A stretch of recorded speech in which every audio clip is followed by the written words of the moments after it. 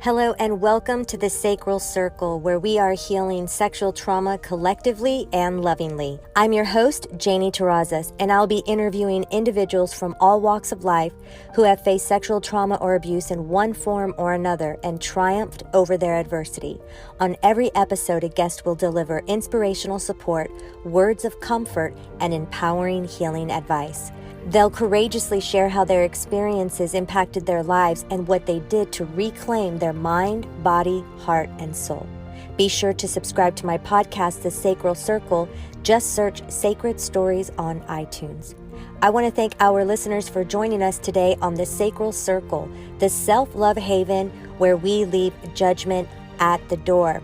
And today is going to be an interesting episode because I have decided to invite Justin Bustamante, he goes by Justin the Change Artist, who was a guest on a previous episode, like last year. This was a person who I met through work, and eventually we became friends, and before we knew it, we realized we were actually meant to be in an intimate partnership with one another.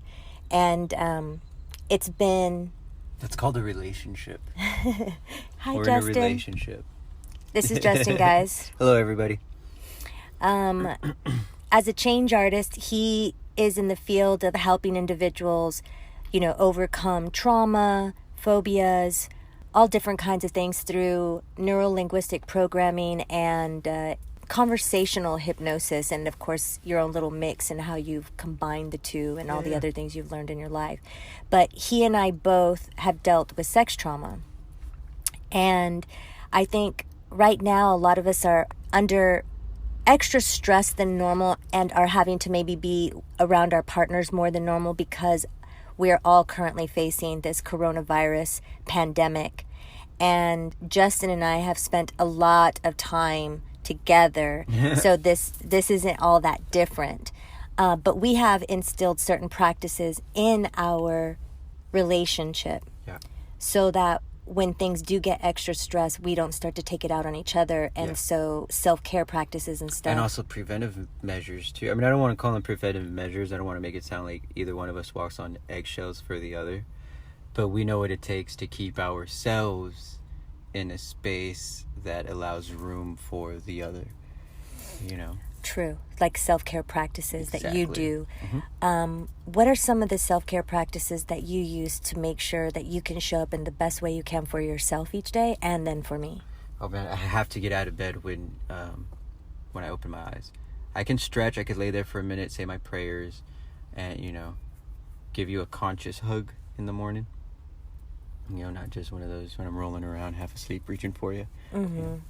Mm-hmm. We get up and set up a shower, but a dark shower. So that way it keeps my mind from racing about anything I need to do that day, anything I did the day before, and it forces me to focus on the right now. And the right now, when I turn off the light, is make sure you don't bump your knee on anything and get through the shower safely.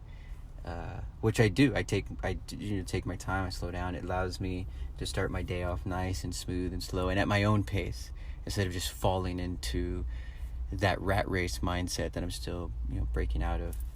And then shortly after that, always gotta stretch. Need to stretch. I don't stick to a particular routine, but I do stretch certain body parts more than others depending on how my body's feeling. Right now, it's my hips, right inside my pelvis, my quads, my glutes, that area of my body, and my upper back a little bit. That's always maintenance. Yeah. What this does, taking the time to do this in the morning when I wake up, in the time that I'm awake before you wake up, Janie, is it sets me up mentally and physically to, I feel so bad saying it now, but to be ready for you. You're a very high energy person. You got a big personality. You're just as extroverted as I am. So we each kind of have to share the stage of life with each other. And I feel primed. I feel ready to do that, ready to take on the day and take on the energy that is you. Mm-hmm. When I do those things for me. When I don't, I find myself lost in my head, because I fell into some stupid thought loop, and I'm just walking around working myself up. Every little thing's getting to me, and you can hear it. I'm a ticking time bomb before I just snap at something. Stupid microwave. Yeah. Smack it or something. And so... And I'm real sensitive in terms of like energetically speaking. So anytime you go into that space, I feel it like instantly. Yes, for sure. So things like that. For me, stretching, the dark shower in the morning. And then there's honoring my appetite. Things like that. So they vary per individual. But it's as tiny as that. If it sounds like it's not a big deal, if you're listening to this and you're thinking, oh, well, it's not really big. You're right, because it's not. It really isn't. It's just taking the time to take care of yourself in the right ways. And in that space, you prime your mind, your body, your heart, your soul, like all the parts of yourself, to be able to hold space for and if, like, somebody gets triggered. Like, absolutely. if I get triggered. So and that's during the... Sorry, go ahead. Well, one of the reasons why I wanted to do this episode is because when two individuals are consciously and intentionally choosing to do partnership, to do what I like to call real, we like to call it real relationship, REAL, is that we understand our deeper traumas and how that can play into our present time, specifically when it comes to intimacy. And there's intimacy like emotional intimacy and mental intimacy, but there's that physical and spiritual side of this. And these practices that you do for yourself, you were talking about stretching, and you're doing a lot of hip work. And I know when you started going on your healing journey, you didn't even realize why you were being inclined to work so much of that out. And it's the sacral. This is the sacral chakra, the part of us that's connected to emotions, to creativity, sexuality, sensuality, vulnerability. It takes a lot of vulnerability for a man or a woman to go down the path of healing. And you were instinctually, intuitively wanting to do a lot of that work there. And then when we started talking about this deeper stuff, you were like, oh man, because when I go in this position, I was like, I wanted to cry, you know? And so what has that been like for you as a man to see how your trauma impacted you? I don't know if you talked about this on the first episode, but I recall discovering more stories about teachers, because when you were really young, you had a male that was close to you in your life, molest you. Yeah. And you were about what age at that time? Grade school. I was young, like pre-teens, maybe like single digits. Yeah, between like 8, 9 years old, that you can recall. And interestingly enough, you went into high school and you had a French teacher do something to you. And then also... Fellatio. Yeah. There you go. Yeah, she went... Yeah, she did that to you. And you were like 15, 16 years old. But then you also had an older woman who was like in her 30s that knew your mom or was like your mom's friend or something. And she came on to you too. Yeah. And that left sort of an interesting mark on you. So talk just a little bit about that, and then how your healing has worked itself out of you, and how you were unconscious to some of the ways in which it was impacting you. So it's been a lot of things. It's been interesting. It's been painful. It's been enlightening. It's been, what's the verb for shedding tears? It's been that. Purifying, like. Okay, yeah. It's been purifying. And as far as being witness to it, it's, I say interesting for me because one of the things that always stands out and always is at the forefront of my mind when it comes to us and our relationship is that one of the reasons I was so drawn to you when you did your presentation, when we met that day. The very first day at that mastermind thing, was because you made so much sense of everything that I had just left-brained the crap out of. And I had done it that way because coming out of the military at the time, there wasn't the science, there weren't the resources that there are now. And the awareness wasn't there for PTSD and things like that. And so in my journey to getting to where I'm at, I decided to use dissociation to my advantage and get rid of any word that described an emotion. So depression, anxiety, stress, fear, any of that. And I just wanted to address things from a perspective that that was looking at only exactly what was happening. There's no abstractions, no concept, nothing we put around it, just what it is. For some people, stress, anxiety, that's the center of the chest. They feel this buzzing or this pressure or whatnot. I knew it as just a signal from the system that NLP gave me a process on how to address. So when I heard you present things about your certain systems and meridian lines and chakras going off, and how I was being called at that point in my life to stretch my hips because of the emotional traumas I was releasing, and the stuff around women and relationships, because at that time I was in a very tumultuous relationship, and it was not going well, but I was also finding myself in this relationship. And so I was doing a lot of stretching. I was sticking to some yoga routines. I was finding what helped me in this relationship now, and it really, really made me feel like I knew people were out there doing what I was going through and addressing it. Someone had to be out there doing it my way, but to hear that there was someone else doing it a completely different way, and it was just as effective, and it just seemed like such a breath of fresh air for everything I knew. And so having that understanding, going through this awakening and this enlightening and all that other stuff, some of the tougher stuff, I still kind of use dissociation to not feel the brunt of it, like, holy crap, I was a really big piece of shit, and to prevent myself from falling into a negative thought loop and negative patterns and self-sabotage and anything like that. But it helps really take in the good. When things get bad, and when maybe we are arguing or the discussion's getting a little heated, I can dissociate from that and just like, look, anything that happens out of anger right now isn't going to set me off. We're going to hold space. We're each upset. Let's just respect the other person as a person and remind ourselves that if she is exactly like me, and she's got just as much to say and just as many ways to say it, if not more than I do. So let's just be wise here. You know what I mean? Yeah, let's be mindful. Wise. Let's be mature. Yeah, let's just pause.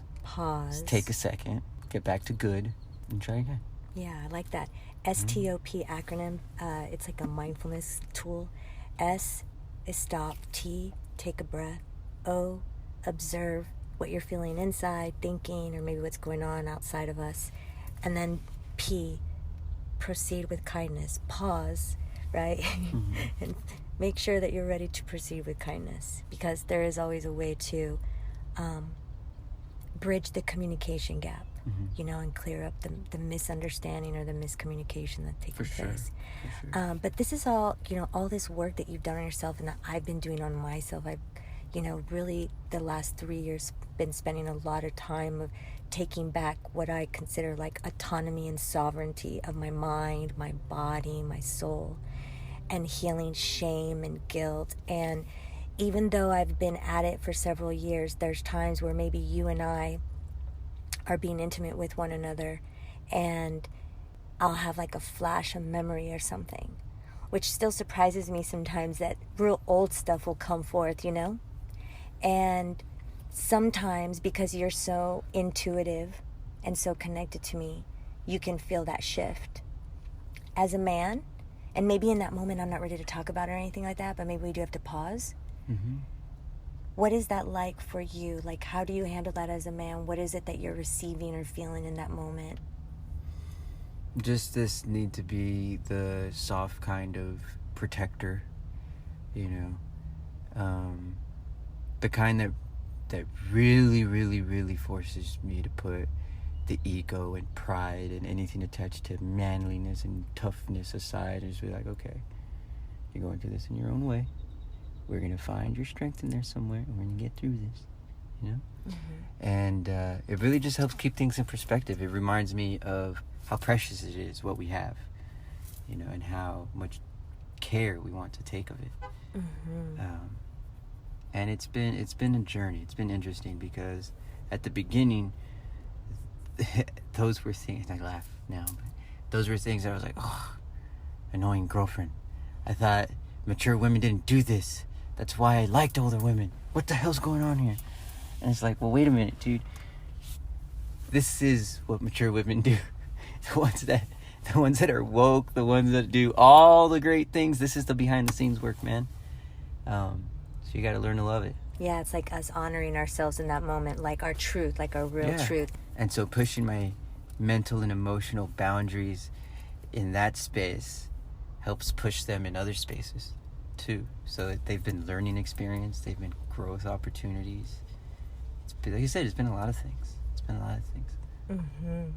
But good, all good, by the way, all good. Yeah, when we met, the timing of when we met, which of course is, not an accident in terms of when we discovered, not so much just when we met, but when we really discovered, like, oh, this is a relationship that we should consider more deeply. You know what I mean? Like, really being partners, and we had sexual chemistry from the get-go, and we were also very forthcoming about any traumas that we had, your childhood trauma and where that comes from in terms of your abandonment stuff, your, the abuse and the sex trauma, and just everything that you endured, and your military background, and how that was going to come into play. And then, of course, I had mine, my sex trauma, my abandonment stuff, my adoption shit. So we kind of already had an idea of how we were going to use this to help heal us even further. Yeah. Well, we knew we were going to heal further. We didn't know how. Yeah, we didn't know how. So that's been like a little bit of a dance to figure out. Mm-hmm. We're a little over a year into our relationship, and it was November of 2018. Jinx, you owe me a Coke. That we were like, all right, let's do this. And there's been times where it got really, really bumpy. But luckily we had that higher soul perspective, and I had that deep, heart space wisdom to not pull the plug. It's like, no. There's something special here.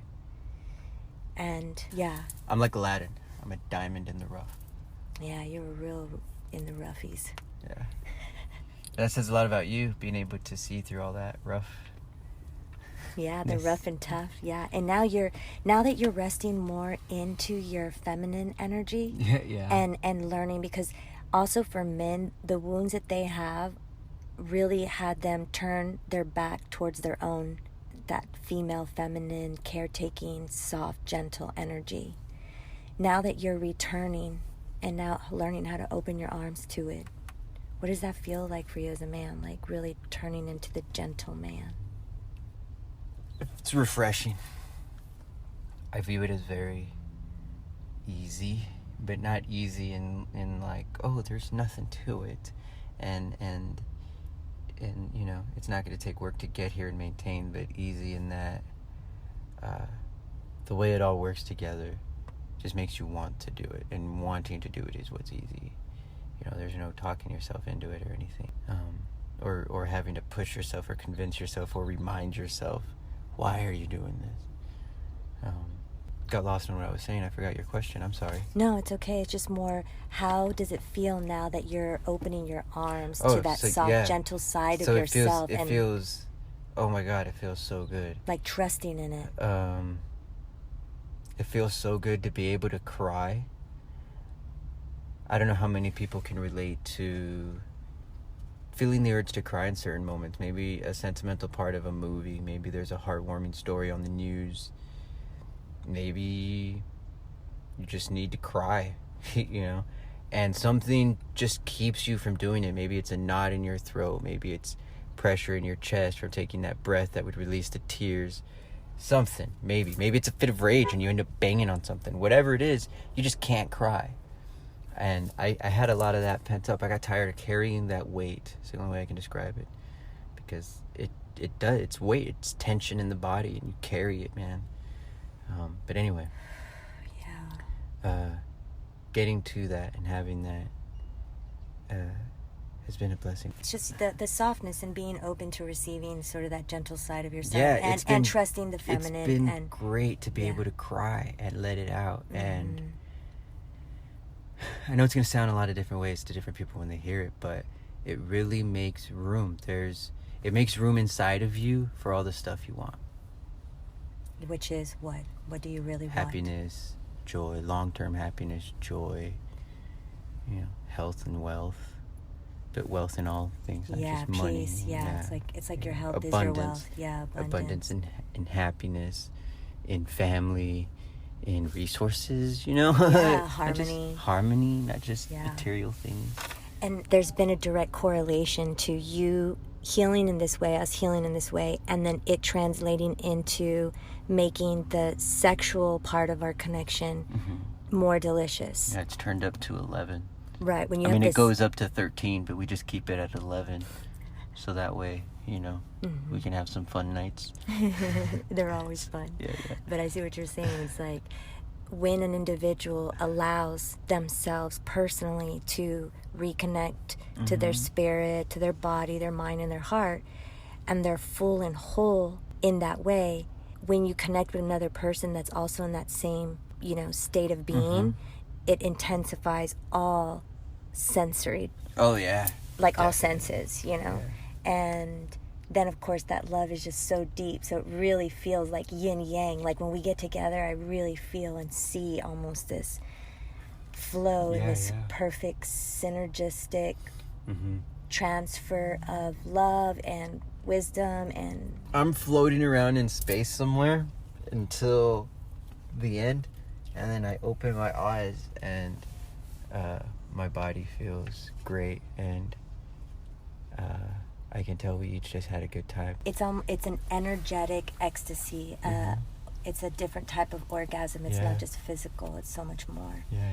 So we totally encourage all you couples out there, if one of you or both of you have had any kind of trauma or abuse or are trying to navigate through your relationship and through some healing waters, then I highly recommend you reach out to us. You know, you can go to justinthechangeartist.com or JanieTerrazas.com and learn more about what we do and listen to some more of our other episodes. We have a show called Real Relationship Hacks and Habits. I feel like we need to call it Real Relationship Chronicles. Yeah. And I'm gonna throw this request out to the ladies, all the women listening, because you guys are so awesome.